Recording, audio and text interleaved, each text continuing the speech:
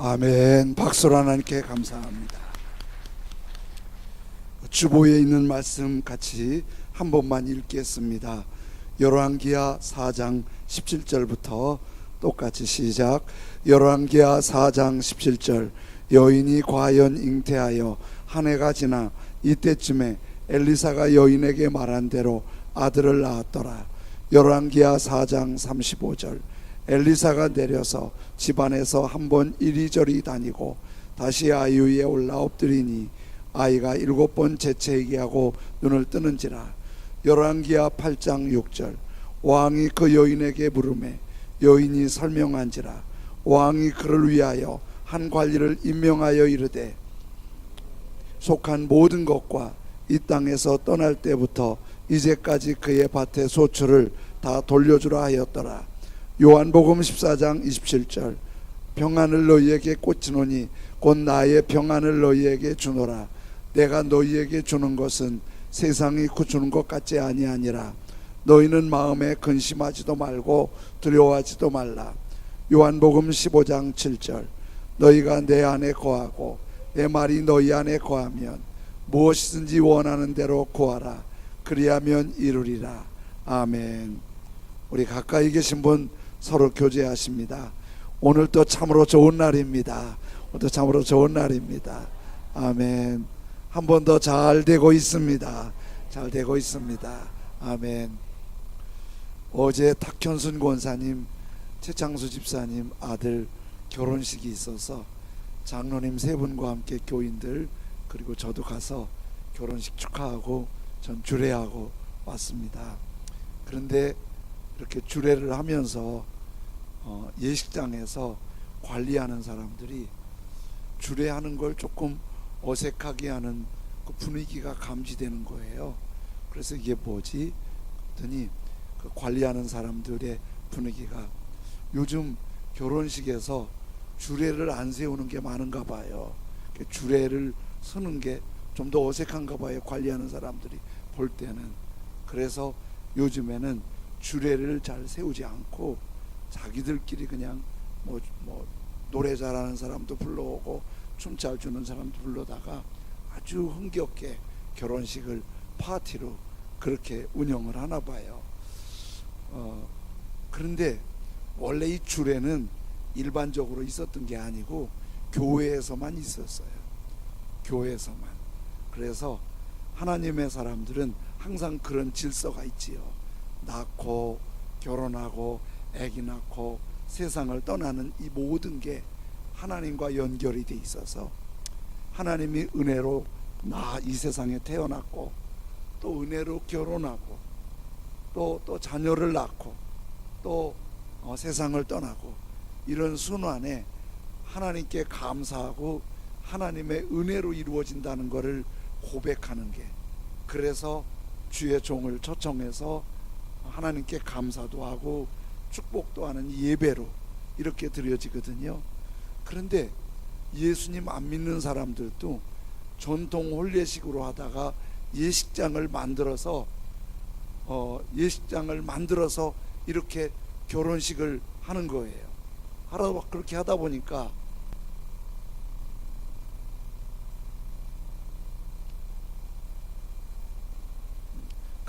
보니까 주례가 필요하잖아요.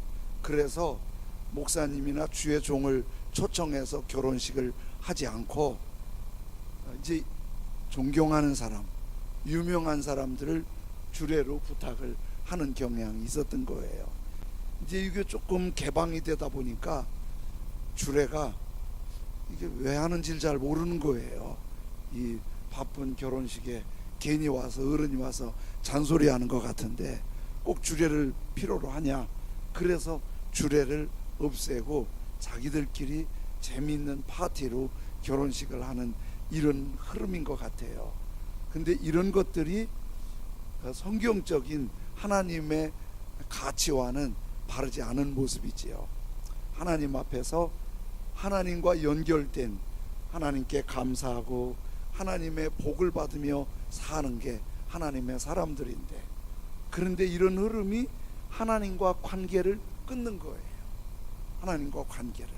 점점 하나님과 관계를 끊고 우리끼리 하나님 없이 얼마든지 즐겁고 재밌고 또 풍성하게 살아갈 수 있다는 그런 생각을 하게 되지요.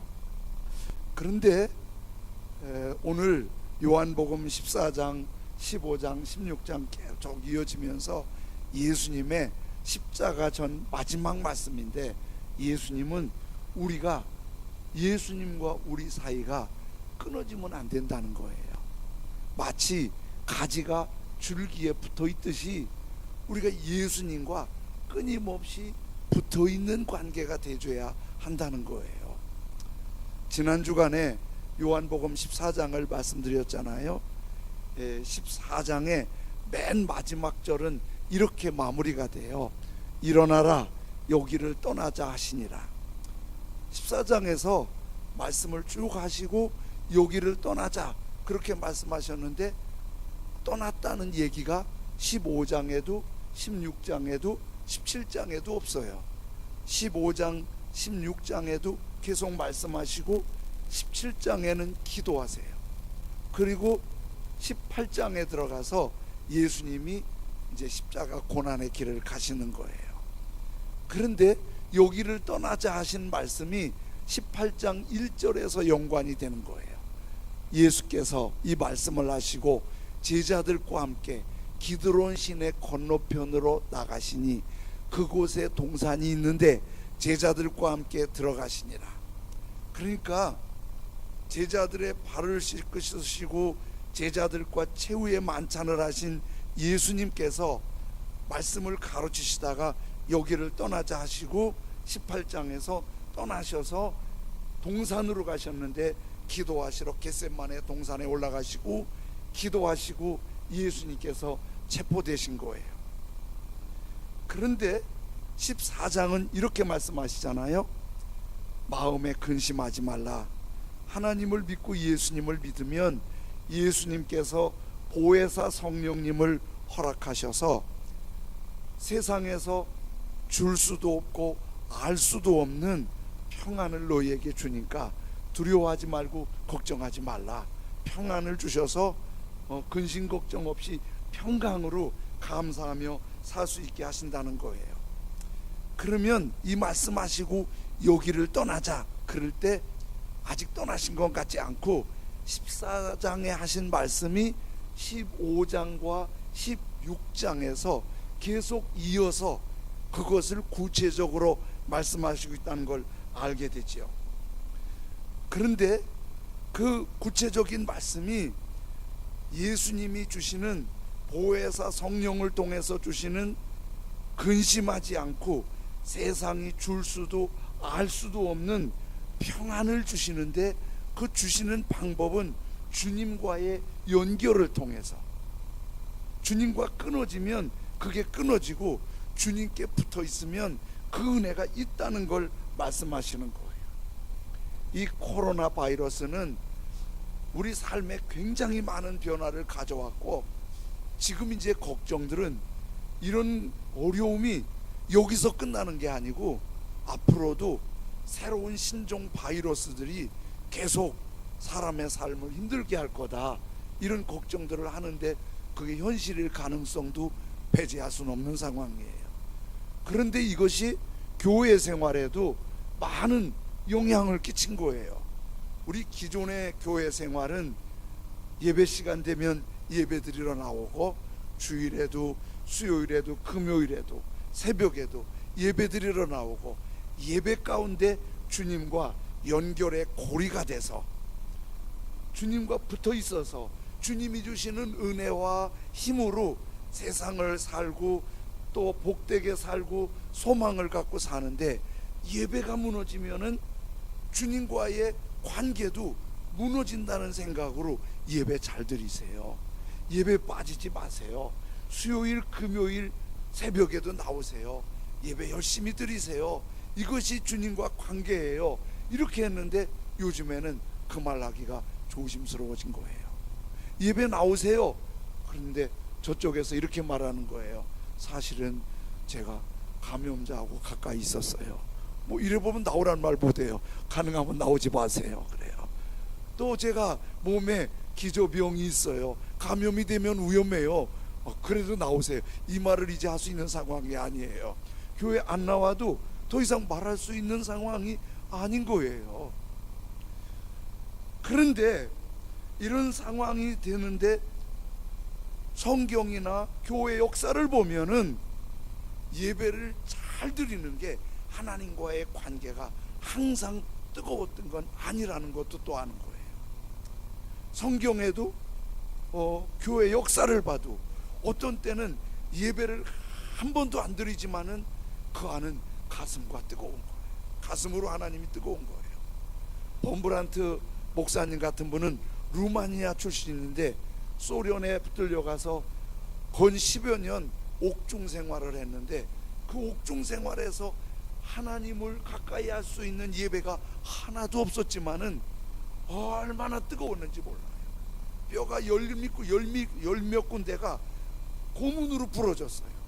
그런데도 그 가슴은 주님을 향해 불탔어요. 이런 거 보면 예배를 잘 드린다고 하나님과 뜨겁게 붙어있는 관계는 아닐 수 있다는 거예요. 모세는 애굽 공중에서 자랄 때는 누구도 부럽지 않은 아주 부러운 사람이었어요. 궁중에서 최고의 대우를 받으며 미래를 기대하면서 꿈꾸고 사는 사람이었어요. 먹고 사는 모든 것들이. 그런데 40살 되었을 때 히브리 민족이 동족이라는 걸 알고 히브리 민족 구원을 위해서 씨름하다가 애굽 사람을 죽이고 살인범으로 물려서 도망가게 되죠. 저 광야 몇백 킬로 떨어진 시내산 쪽으로 도망을 가서 거기서 도망자의 외로운 삶을 사는 거예요. 하루 이틀도 아니고 40년을 살고 80세 되었을 때 노구에 더 이상 기대 없는 인생 낙오자 같은 모세, 거기서 예배드릴 곳도 없었어요. 성경을 나눌 수도 없었어요. 믿음을 지도해주는 사람도 없었어요.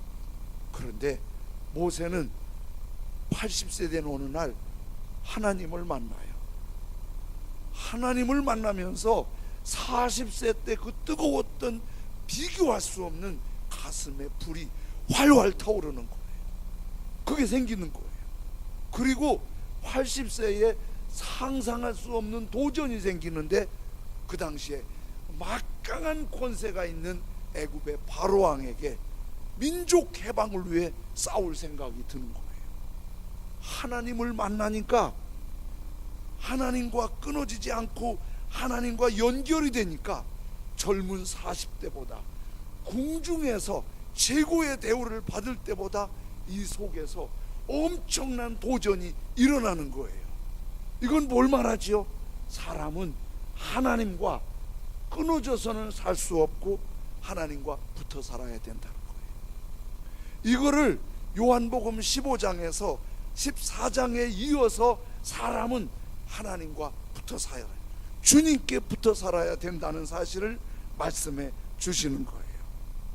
예수님께서 이 말씀 14, 15, 16장 말씀하시고 17장 기도하시고 18장부터 고난당하시고 십자가에 죽으시는 거예요. 그리고 부활하시고 하늘로 올라가세요. 하늘로 올라가셨으니까 예수님과 관계가 끊어졌냐? 아니라는 거예요. 하늘로 올라가시지만은 보혜사 성령이 오셔서 예수님께서 이 땅에 계실 때보다 더 연결의 고리가 깊어야 된다는 거예요. 그거를 15장에서 말씀하시는데 하나가 15장 5절입니다. 15장 5절, 나는 포도나무여 너희는 가지라. 그가 내 안에 내가 그 안에 거하면 사람이 열매를 많이 맺나니 나를 떠나서는 너희가 아무것도 할 수 없습니다. 이렇게 나무 가지가 있잖아요. 나무 가지를 뚝 꺾으면 어떻게 될까요? 꺾으면 죽은 줄 몰라요. 잎사귀가 싱싱해요. 촉감이 있어요. 그런데 산 것 같지만 꺾이는 순간 죽어가는 거예요. 잎사귀가 말라요. 가지가 말라요. 그리고 그 다음에 아무것도 할 수 없어요. 그런데 가지가 줄기에 붙어 있으면 영양분을 공급받아서 잎사귀가 피어나요. 꽃이 피어나요. 열매를 맺을 수 있어요. 예수님은 포도나무 줄기요, 저와 여러분은 예수님의 가지인데, 가지가 예수님에게서 떨어져 나가면 아무것도 할 수 없고 죽어버린다는 거예요. 그런데 그 가지가 예수님께 붙어 있으면, 예수님이 줄기니까 붙어 있으면 예수님께서 영양분을 공급해 주셔서 잎이 피고 꽃이 피고 열매를 맺을 수 있다는 거예요. 그러므로 가지가 줄기에 붙어 있는 것처럼 너희도 예수님께 붙어 있으라. 떨어지면 안 된다. 떨어지면 안 된다. 붙어 있으라는 게 주님의 요한복음 15장 말씀인 거예요. 또 한 가지는 15장 13절 14절인데요. 사람이 친구를 위하여 자기 목숨을 버리면 이보다 더 큰 사랑이 없나니,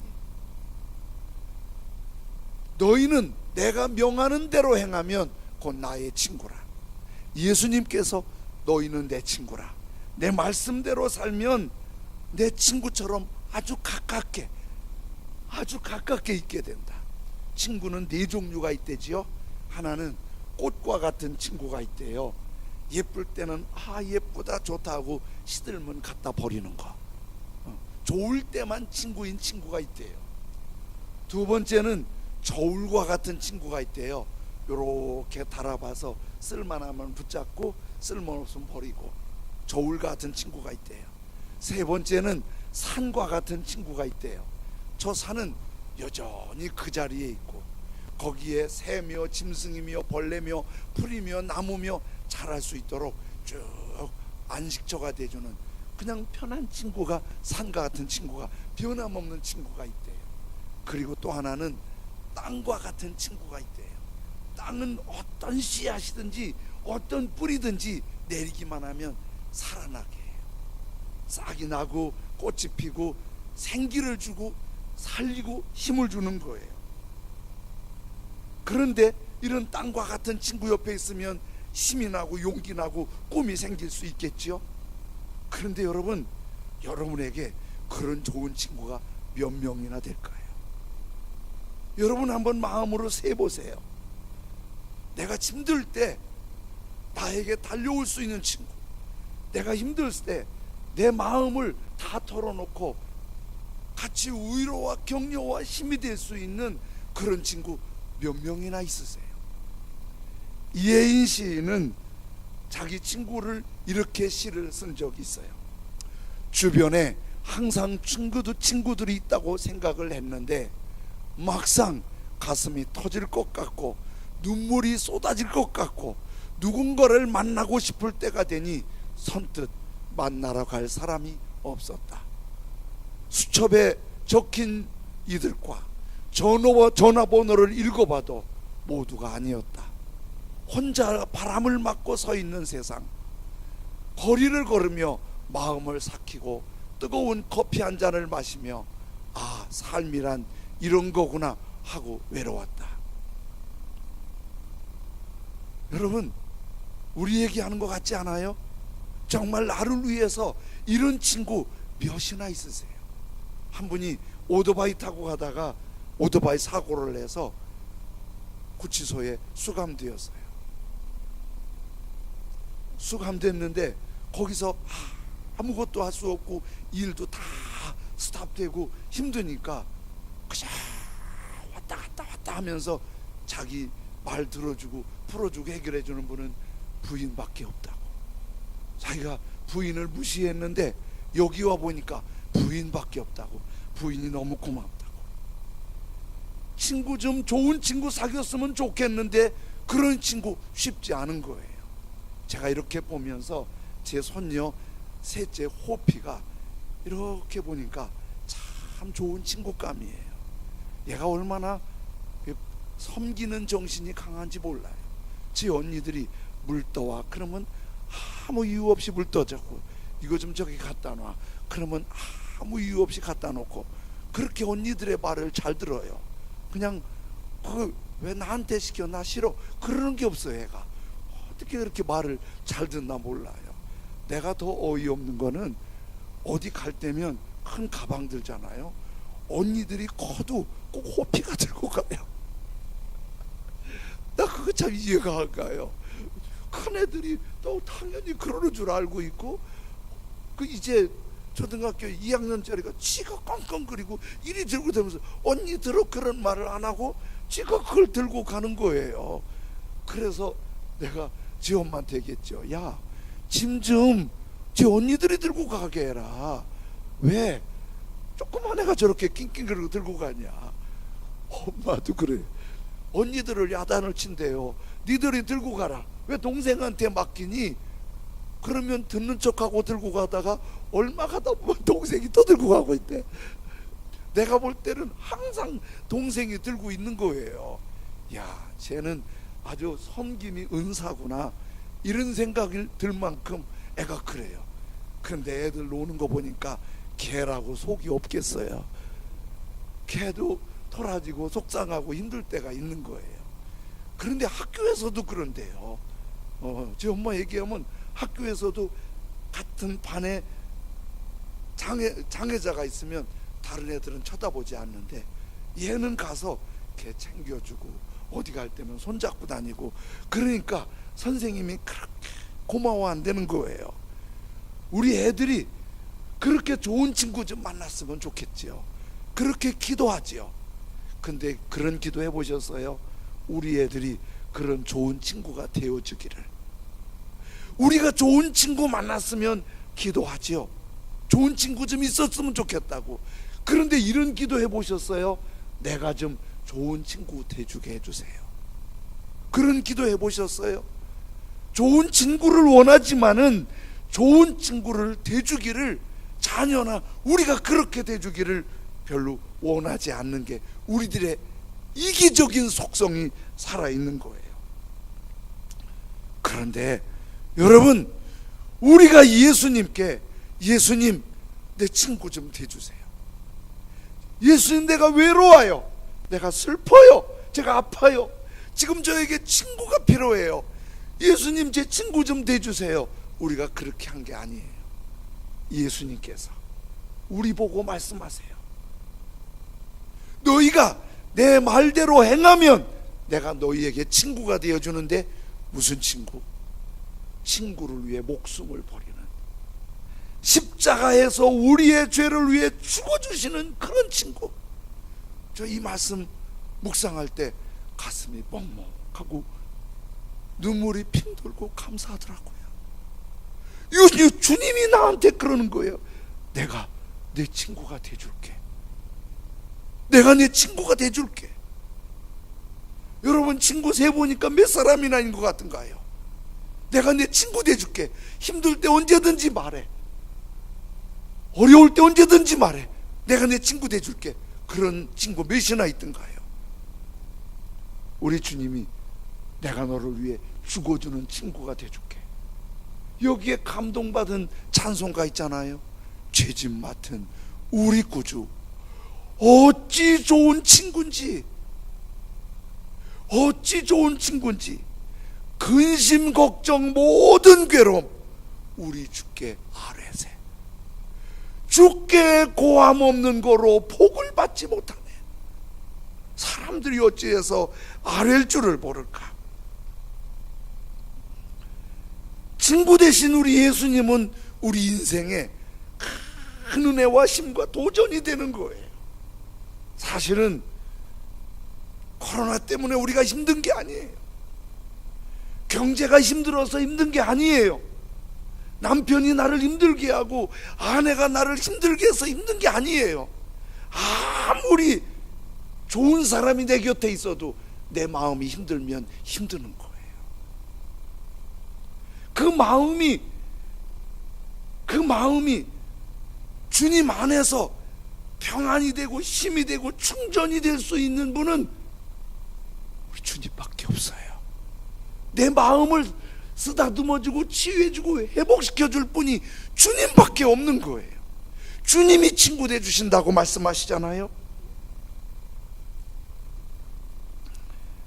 한참 여론을 떠들썩였던 프로 중에 미스터 트롯이요. 그 트롯에 나온 저 친구가 정동원이라는 14살 된 친구예요. 저 친구가 부른 노래가 노랫말에 여백이라는 노래인데, 전화기는 충전은 잘하면서 내 삶은 충전하지 못하고 사네. 마음의 여백이 없어서 인생을 쫓기듯 그렸네. 14살 먹은 게 뭐 한다고 저런 노래를 하냐. 그치요? 그런데 14살 먹은 애가 저 얘기를 모를 텐데, 어떻게 14살 먹은 애가 한국풍의 트롯으로 60대 마음을 울릴 만큼 감정을 호소했다는 거예요. 14살짜리가 60대의 감정을 울릴 만큼 호소했다는 게, 그래서 관심을 모은 거예요. 이렇게 전화기는 충전을 잘하면서 전화기 쓰면 저녁가 다 충전하잖아요. 아침 되면 새 것처럼 갖고 나가서 사용을 하잖아요. 내 삶은 왜 충전 못하고 사세요? 잠자면 피곤한 몸은 충전될지 몰라요. 밥 먹으면 힘 빠진 몸은 충전될지 몰라요. 마음은 밥 먹는다고 충전이 되나요? 마음은 잠자고 나면 충전이 되나요? 술 먹고 마시고 놀고 방황하면 충전이 되나요? 충전 흉내는 낼지 모르지만 전기처럼 전화기 충전되지 않아요. 우리를 충전할 수 있는 분은 한 분밖에 없어요. 우리를 만드신, 우리 마음을 누구보다 잘 아시는 주님만 내 마음 충전이 가능한 거예요. 가지가 줄기에 붙어 있듯이 내 마음을 충전해 줄 수 있는 주님을 옆에 친구로 모시고 있듯이, 이거를 오늘 성경에서 가장 구체적으로 말씀해 주신 게 15장 7절입니다. 너희가 내 안에 거하고 내 말이 너희 안에 거하면 무엇이든지 원하는 대로 구하라. 그리하면 주시리라, 이루리라.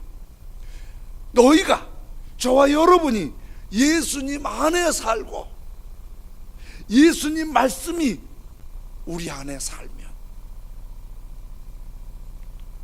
우리가 예수님 안에 살고 이렇게 예배 드린다고 예수님 안에 사는 거 아니에요.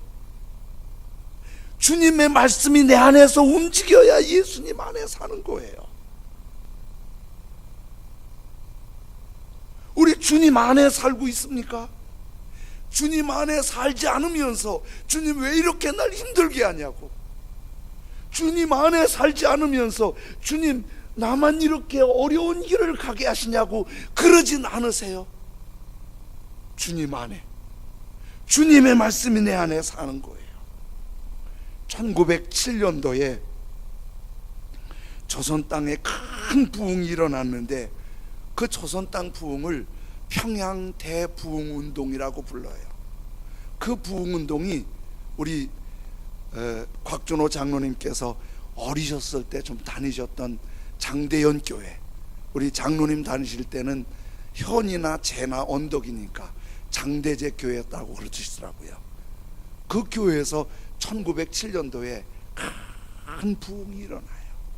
그 교회에. 그래서 한국 기독교 역사에 1907년도 부흥을 굉장히 중요하게 생각해요. 이 부흥운동은 세계 기독교 역사에도 등재될 만큼 평양 대부흥운동이 아주 놀라운 운동이었어요. 이때 장대현 교회에서 성령의 임재와 기름 부음을 받고 회개운동이 일어나는데요, 막 교회에서 우리 잘못해서 용서해 주세요 이거로 끝나지 않고, 예배드리고 나가자마자 사람들끼리, 교인들끼리 지난번에 상처 줘서 미안해요, 지난번에 내가 미워했는데 용서해 주세요, 지난번에 내가 욕한 거 용서해 주세요. 안 믿는 사람한테도 가갖고 지난번에 내가 사실 돈 줄 거 안 준 거 있어요, 이거 갚을게요. 막 자기 잘못을 얘기하는 게 온 평양 시내에 번져버렸어요. 그래서 거기에 감동이 돼서 깡패가 예수 믿고 돌아오고, 사기꾼이 회개하고 돌아오고, 거기에 술 중독자들이 돌아오고, 부인을 그렇게 괴롭히던 사람들이 주님 앞에 돌아와서 부인 앞에 무릎 꿇고 회개하고, 막 이런 역사가 일어나는 거예요. 그런데 이 장대현 교회 평양 대부흥운동의 시작은 사실은 4년 전 1903년도 원산에서 시작이 돼요. 원산에서 1903년도에 선교사님들 수양회가 9월 27일부터 9월 24일부터 9월 30일까지 한 주간 동안 있었어요. 선교사님들이 함께 고민하면서 기도하고, 조선 땅을 어떻게 변화시킬 수 있을까, 어떻게 복음을 전할 수 있을까, 우리가 주님이 기뻐하는 사역을 어떻게 할까, 그것 때문에 그렇게 씨름했어요. 그러다가 하디 선교사님이 일어나서 자기 실패를 고백하는 거예요. 제가 잘못했습니다. 제가 원산과 강원도 통천에서 교회를 세우고 복음을 전했는데 저 실패했습니다. 실패의 원인은 하나님이 도우시지 않아서 그런 것 아닙니다. 실패의 원인은 조선 땅에 문제가 있는 게 아닙니다. 실패의 원인은 내 안에 있습니다. 내 안에 예수님이 계시지 않았습니다. 하디 선교사님은 캐나다 토론토 대학에서 의학을 전공해서 의사 라이센스가 있는 분이에요. 캐나다에 있어도 아무것도 부족함이 없는 넉넉하고 존경받고 멋있게 살 수 있는 분이에요. 예수님 믿고 너무 감사해서 복음을 전하려고 이렇게 병도 많고 먹을 것도 없고 무지한 조선 땅에 복음을 전하러 왔고, 원산과 강원도에서 복음을 전했어요. 그런데 그 안에 예수님이 안 계시다니요. 하디 선교사님의 고백은 그거였어요. 그동안 주님을 의지하지 않았어요. 주님과 함께 하지 않았어요. 내 마음대로 했어요. 내 생각대로 했어요. 주님이 시키는 걸 따르지 않았어요. 내 생각대로 했어요. 민족적인 우월감이 강했어요. 조선 사람들 무시했어요. 그리고 예수님 마음으로 복음을 전하지 못했어요. 그러면서 하디 선교사님이 울기 시작해요.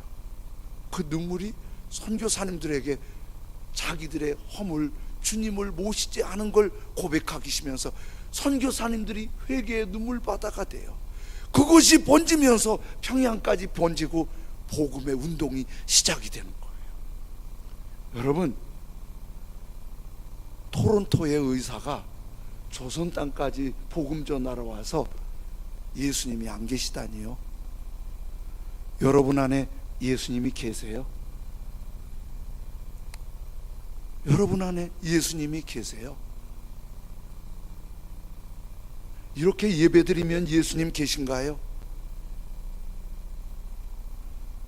예수님이 내 안에 왕이 되시고 주인이 되셔서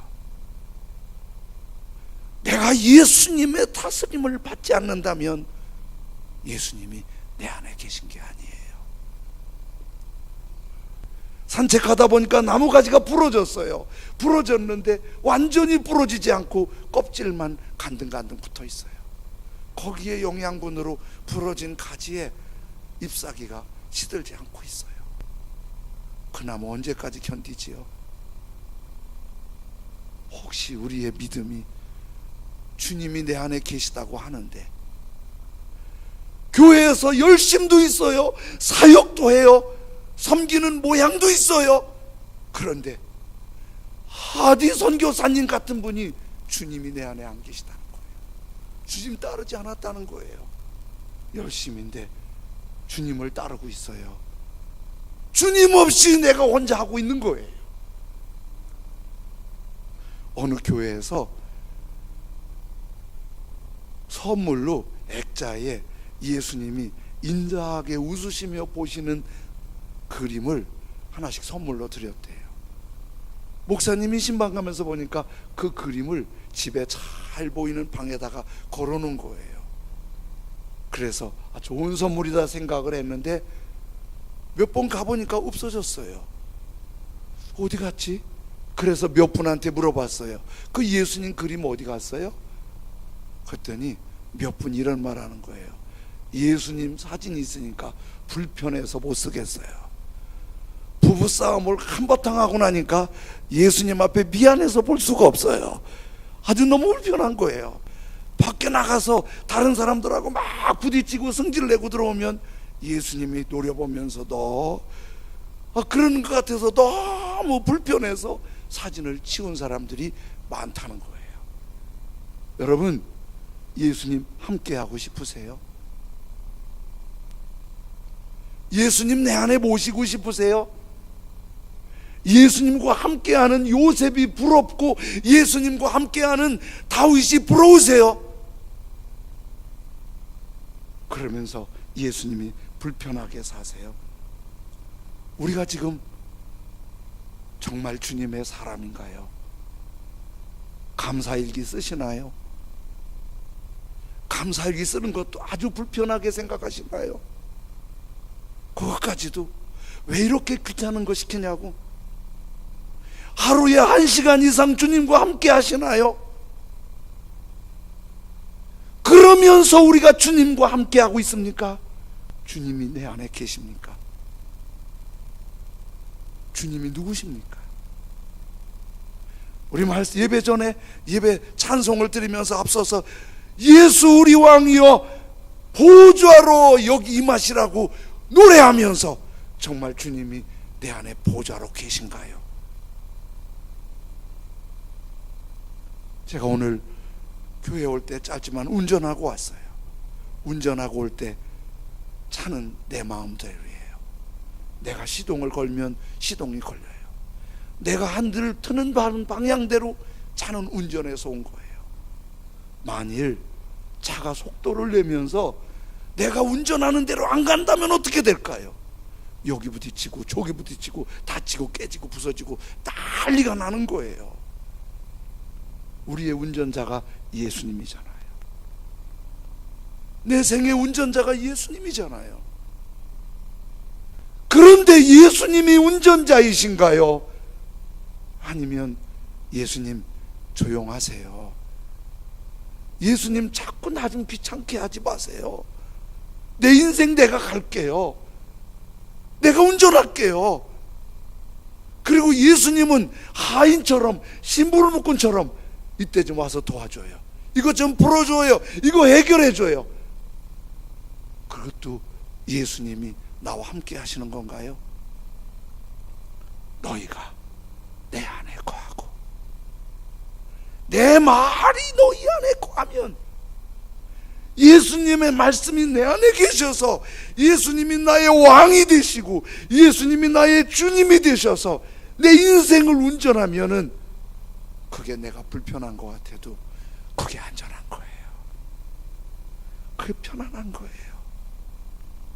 그게 영원한 소망과 복의 길을 가는 거예요. 지금 누구를 따라서 우리는 가고 있나요?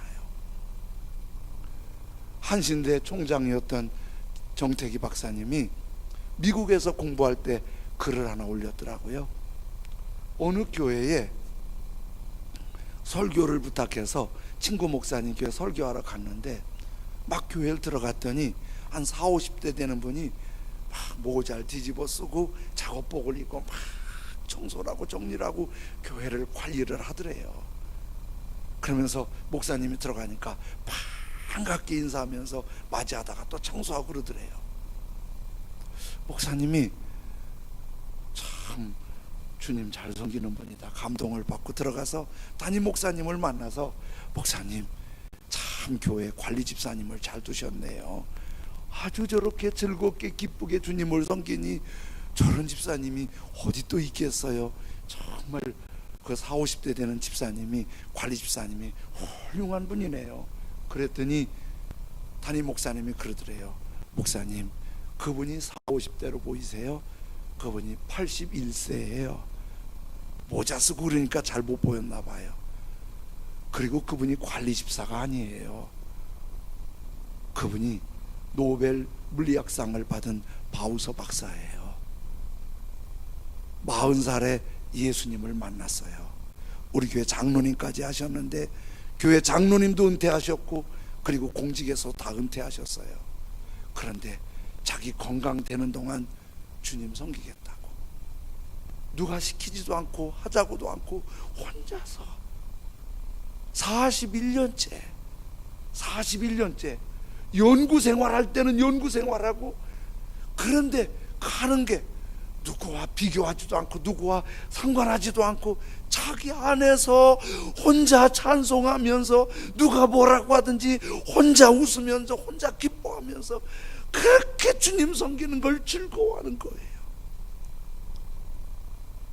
너희가 내 안에, 내 말이 너희 안에, 그러면 무엇이든지 구하면 이루시는 놀라운 은혜 이전에 이게 있는 거예요. 주님이 내 안에